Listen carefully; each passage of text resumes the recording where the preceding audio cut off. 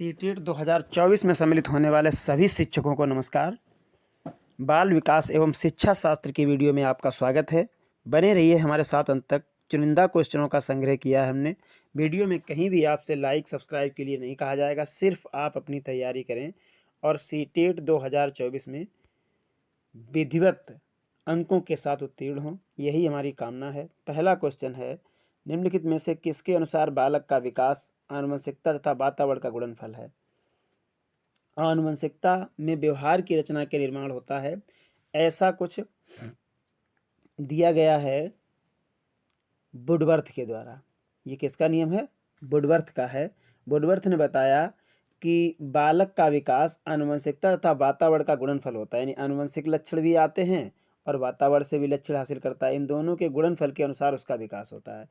Next question है, मनोविज्ञान, यहाँ पर मनोविज्ञान कर लीजिए। मनोविज्ञान ने सर्वप्रथम अपनी आत्मा का परित्याग किया। मनोविज्ञान ने सर्वप्रथम अपनी आत्मा का परित्याग किया, फिर अपने मन और फिर अपनी चेतना का। अभी वह एक प्रकार के व्यवहार को संजोए हुए है। ये कथन किसका है, ये पूछ रहा है। तो ये भी कथन किसका? ये कथन है वुडवर्थ का। किसका? वुडवर्थ का। और इससे पहले वाला ही वुडवर्थ का कथन था। दोनों जो हैं वुडवर्थ के कथन चल रहे हैं। अगला है, मनोलैंगिक विकास में सुप्तावस्था का वर्ष अंतराल है। मनोलैंगिक विकास का सिद्धांत किसने दिया था? पहले तो ये देख लीजिए, ये मनोलैंगिक विकास का सिद्धांत दिया था सिगमंड ने। सिगमंड ने दिया था। ये मोस्ट इंपॉर्टेंट क्वेश्चन है। मनोलैंगिक विकास का सिद्धांत दिया था और इस सिद्धांत के अनुसार बताया उन्होंने कि जो मनोलैंगिक विकास में सुप्तावस्था का अंतराल होता है वो होता है 6 वर्ष से किशोरावस्था तक, यानी यौवन अवस्था तक। ठीक है। नेक्स्ट क्वेश्चन है, विकास के मनोविज्ञान सिद्धांत का प्रतिपादन किया था। विकास के मनोविज्ञान के सिद्धांत का प्रतिपादन किया था तो ये एरिक्सन ने किया था। कब किया था? 1950 में। अगर सन पूछा जाए तो 1950 कह देंगे। ठीक है। इनका विस्तृत जानकारी लेते हैं। इन्होंने बताया है कि जैविक कारकों की अपेक्षा, जैविक कारक जो होते हैं उनकी अपेक्षा मनोविज्ञान बालक के जो विकास होता है उसमें जैविक कारक की अपेक्षा सामाजिक कारक अधिक महत्वपूर्ण होते हैं। इन्होंने बताया है कि संवेदनशीलता और सामर्थ्य को बढ़ाने वाला बिंदु समस्या नहीं है। समस्या क्या है? जो कोई भी समस्या है वो संकट नहीं है, वो सामर्थ्य और संवेदनशीलता को बढ़ाने वाला बिंदु है। ठीक है। उसमें सामर्थ्य बढ़ेगी आपकी। अगर आपके सामने कोई समस्या है उसको आप हल करने की सोचेंगे तो आपकी सामर्थ्य बढ़ेगी और सामर्थ्य के साथ साथ संवेदनशीलता बढ़ेगी। ये इनका मत है। नेक्स्ट क्वेश्चन है, किसके अनुसार इदम अहम पराहम व्यक्ति के 3 घटक होते हैं। अहम, अधम और पराहम व्यक्ति के 3 घटक होते हैं। ये मत दिया था फ्रायड ने। किसने दिया था? फ्रायड ने। फ्रायड ने व्यक्तित्व को स्पष्ट करने के लिए मनोविश्लेषणात्मक सिद्धांत दिया। कौन सा सिद्धांत दिया?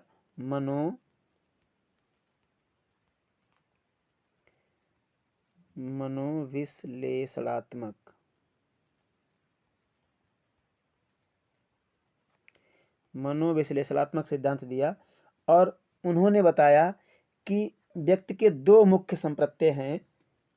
मनोविश्लेषणात्मक सिद्धांत जो है व्यक्तित्व के लिए, उसके 2, एक चेतन है, एक अर्धचेतन है। कौन सा है? एक चेतन है और दूसरा अर्धचेतन। ये 2 हैं। नेक्स्ट क्वेश्चन है,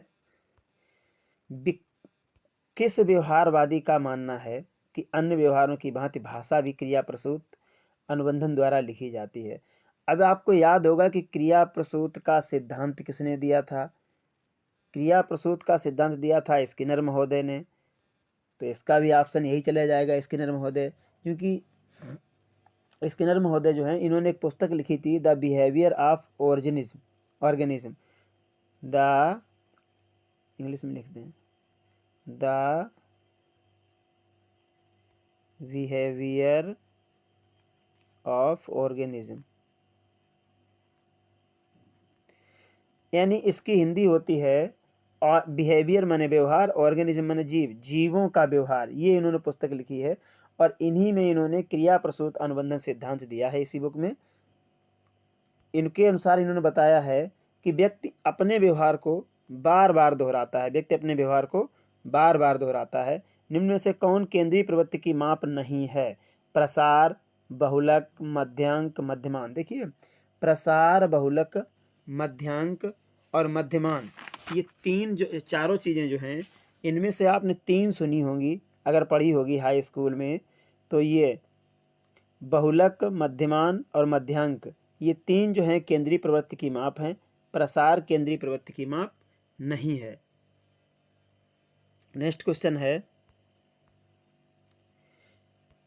अधिगम में प्रयत्न व भूल के सिद्धांत का प्रतिपादन किया था। मोस्ट इंपॉर्टेंट क्वेश्चन है, अधिगम में प्रयत्न व भूल के सिद्धांत का प्रतिपादन किया था। ये प्रतिपादन किया था थार्नडाइक ने। कौन से वैज्ञानिक थे? थार्नडाइक। ऑप्शन नंबर 3 सही चला जाएगा। और इन्होंने क्या किया, इन्होंने अपने प्रयोग थार्नडाइक ने किस पर किए थे? बिल्ली पर। इंपॉर्टेंट है, थार्नडाइक ने अपना प्रयोग किस पर किया था? बिल्ली पर अपना प्रयोग किया था। नेक्स्ट क्वेश्चन है, निम्नलिखित मापन में के स्तरों में सबसे अच्छा कौन है? नामिक, अनुपात, क्रमिक और अंतराल। ये मापन इकाइयाँ दी हुई हैं, इनमें सबसे अच्छा कौन सा है? सबसे अच्छा होता है अनुपात। सबसे अच्छा मापन क्या होता है? अनुपात। नेक्स्ट क्वेश्चन है, निम्नलिखित में से कौन व्यक्तित्व का प्रक्षेपी परीक्षण नहीं है? व्यक्तित्व का प्रक्षेपी परीक्षण निम्नलिखित में से कौन सा नहीं है? तो ऑप्शन चला जाएगा हमारा 4, ऑप्शन नंबर 4, पीएफ परीक्षण। प्रक्षेपी परीक्षण का अर्थ आपको समझाते चलें। प्रक्षेपी परीक्षण क्या होता है? व्यक्ति के सामने कुछ भी रखा जाता है और वहाँ पर उसके विचारों की अभिव्यक्ति होती है, तो उसे हम प्रक्षेपी परीक्षण कहते हैं। तो रोरसा स्याही धब्बा परीक्षण यही है, टीएटी परीक्षण यही है, और शब्द सहचर्य परीक्षण, ये तीनों कौन से परीक्षण हैं? प्रक्षेपी परीक्षण हैं। लेकिन पीएफ परीक्षण ये अप्रक्षेपी परीक्षण है। इसमें क्या होता है? इसमें इसमें तो सामने कुछ नहीं रखा है, इसमें सामने बहुविकल्प विकल्प रखे जाते हैं, और उस विकल्प में कितने होते हैं? 164 विकल्प होते हैं, और उस पर प्रश्न पूछे जाते हैं, तब जो है ये पीएफ परीक्षण होता है। अगला है, निम्नलिखित में कौन सा कथन सही नहीं है? वंशानुक्रम, माता पिता के संतान में गुणों का संकरण। गुणों का संकरण माता पिता से जो संतानों में जाता है उसको हम संकरण नहीं संचरण कहते हैं। क्या कहते हैं? संचरण। सही कर लीजिए इसको भाई, संचरण। यानी इसका अर्थ है माता पिता के लक्षण उनकी संतानों में जाना वंशानुक्रम कहलाता है। बिल्कुल सही बात है। माता पिता के अगर घुंघराले बाल हैं तो बच्चों के घुंघराले बाल होंगे, यानी बच्चे अपने माता पिता से मिलते जुलते होते हैं। तो ये वंशानुक्रम कहलाता है। विकास प्राणी और उसके पर्यावरण की अंतरक्रिया है। बिल्कुल, प्राणी अपने पर्यावरण के साथ अनुक्रिया करता है और उस अंतरक्रिया से सीखता है या उसी के अनुसार उसका प्रतिफल होता है। तो विकास प्राणी और पर्यावरण की अंतरक्रिया, ये भी बात बिल्कुल सही है। तो ये भी ऑप्शन हमारा सही है। पूछ रहा है सही नहीं है, ये पूछ रहा है। तीसरा है, वंशानुक्रम व्यक्ति की जन्मजात विशेषताओं का शोधन है। यही ऑप्शन गलत है।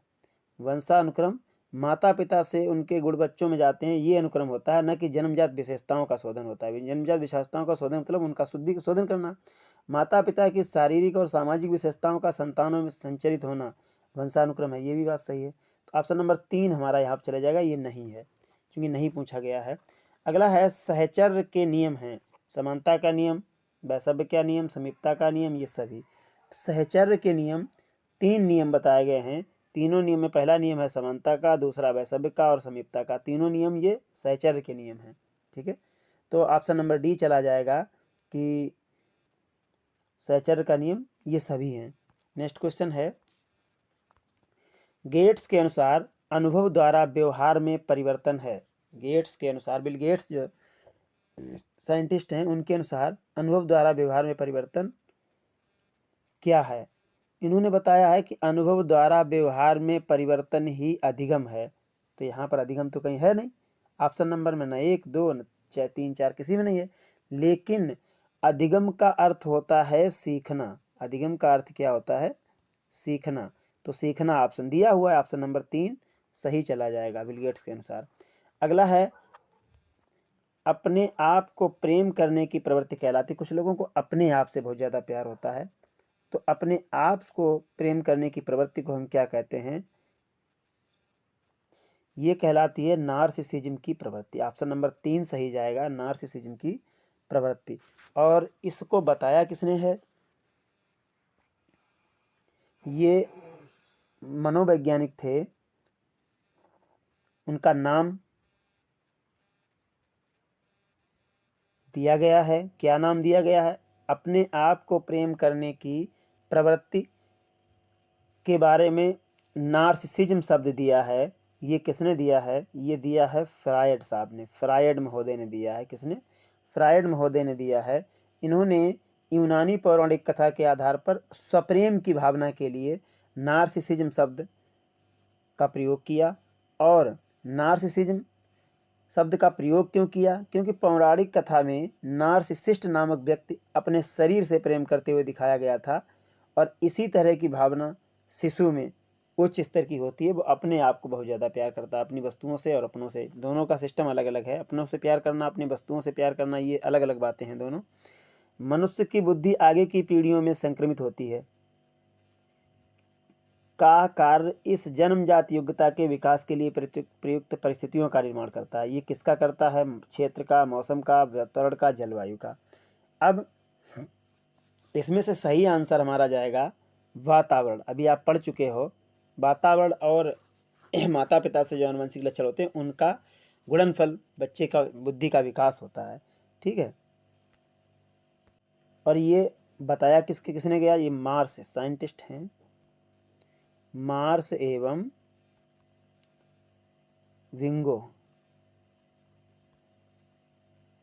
इन दोनों लोगों ने बताया है कि मानव व्यवहार की जो विशेषता है वो वंशानुक्रम और वातावरण दोनों की अंतःक्रिया का फल है। वंशानुक्रम और वातावरण दोनों की, तो जन्मजात का मतलब हो गया वंशानुक्रम, और वातावरण इन दोनों के अनुक्रिया का फल है। नेक्स्ट है पूरे आवृत्ति वितरण के प्रतिनिधित्व करने वाले मान को कहा जाता है। पूरे आवर्त वितरण के प्रतिनिधित्व करने वाले मान को क्या कहा जाता है? प्रमाणिक विचलन का मान, केंद्रवर्ती प्रमाण का मान, सहसंबंधी प्रतिनिधि का मान, समभुज प्रतिशत प्रतिनिधि का मान। अब इनमें से क्या सही ऑप्शन जाएगा हमारा? इन 4 ऑप्शनों में से ये क्लियर करना है। तो ये जाएगा साहब ऑप्शन नंबर 2, केंद्रवर्ती प्रमाण का प्रमाप का मान, केंद्रवर्ती प्रमाप का मान। नेक्स्ट क्वेश्चन है कौन सी विशेषता आंतरिक रूप से अभिप्रेरित बच्चों के लिए सही नहीं है? नहीं ऑप्शन पूछा गया, नकारात्मक ऑप्शन हम लेंगे। नकारात्मक ऑप्शन हमारा सही होगा। वे चुनौतीपूर्ण कार्य पसंद करते हैं। वह कौन? बच्चे। तो बिल्कुल सही बात है, बच्चे चुनौतीपूर्ण कार्य पसंद करते हैं। बड़ा उन्हें सीख ही होती है कि उनको बता दीजिए कि भैया ये काम बहुत कठिन है, नहीं हो सकता, तो उसको ज़रूर करेंगे भले ही ना कर पाएँ। वह हमेशा सफल होते हैं, ये ज़रूरी नहीं है कि वो हमेशा सफल हों। यही ऑप्शन हमारा गलत चला जाएगा। वह कार्य के समय आनंद का अनुभव करते हैं, बिल्कुल सही है। वह कठिन कार्यों में उच्च स्तर की ऊर्जा भी प्रदर्शित की कोशिश भी करते हैं, लेकिन ये जरूरी नहीं कि हमेशा सफल हो जाएं। नेक्स्ट क्वेश्चन है बालक एक ऐसी पुस्तक है जिसका शिक्षक को आद्योपांत अध्ययन करना चाहिए। उपरोक्त कथन किसके द्वारा दिया गया है? ये कथन रूसो के द्वारा दिया गया है। ऑप्शन नंबर 3 सही चला जाएगा। रूसो ने बताया कि बालक एक ऐसी पुस्तक है शिक्षक को उसका आद्योपंत अध्ययन करना चाहिए, आद्योपांत अध्ययन करना चाहिए। बाल मनोविज्ञान के अनुसार शिक्षा के क्षेत्र में मुख्य स्थान किसका? बालक का है, अध्यापक का है, अभिभावक का है, प्रशासक का। देखिए अध्यापक, अभिभावक, प्रशासक, अध्यापक, अभिभावक, प्रशासक, ये तीनों जो हैं कुछ नहीं कर सकते हैं। सबसे पहला स्थान किसका है? बालक का है। जब बालक पढ़ेगा, सीखेगा, उसको सीखने की इच्छा होगी, तब ये उसको रास्ता बता सकते हैं, अभिभावक, प्रशासक और अध्यापक। ठीक है। तो बाल मनोविज्ञान ऐसे निकालिए, बाल मनोविज्ञान, बाल शब्द लगा हुआ है तो केंद्र भाव किसका होगा? बालक का होगा। अगला है सामान्य से विशेष की तर्क की प्रक्रिया निम्नलिखित में से कौन सी पद्धति में है? सामान्य से विशेष के तर्क की प्रक्रिया, तो ये किस में दिया गया है? आगमनात्मक विधि में, निगमनात्मक विधि में, उपरोक्त दोनों में, और इनमें से कोई नहीं। तो ये विधि जो निगमनात्मक विधि है, जो हम निगमन करते हैं, उसमें क्या होता है, दिया होता है कि दिया है इस तरीके से, और फिर उपपत्ति में सिद्ध करना है।